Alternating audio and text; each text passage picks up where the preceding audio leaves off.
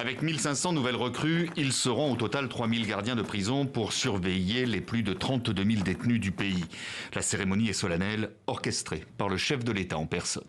Votre intégration, chers jeunes, fait partie de notre solution globale pour un meilleur contrôle dans les prisons et mettre un terme aux actes de violence qui s'y sont produits récemment. Plus de 400 morts en un an dans des émeutes entre détenus.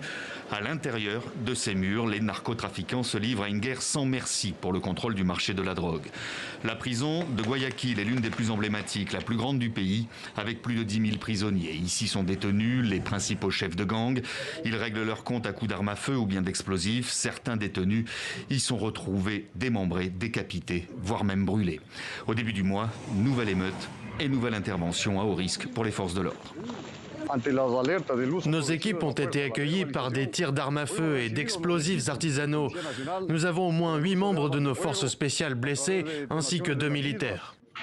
Et à chaque intervention dans la prison, d'importants stocks d'armes et de munitions sont saisis. L'une des solutions proposées a été de transférer depuis le début du mois plus de 1400 détenus dans une autre prison. Résultat, la violence a rejailli hors les murs. En représailles, les gangs ont multiplié attentats à la voiture piégée, attaques contre des casernes de police ou bien des stations essence. J'ai vu des bombes exploser, mec. J'ai vu des bombes. C'est le danger en ce moment. N'importe quel motocycliste peut jeter quelque chose derrière lui. Ici, comme dans une autre province, l'état d'urgence a été instauré le 1er novembre dernier, autorisant l'armée à intervenir.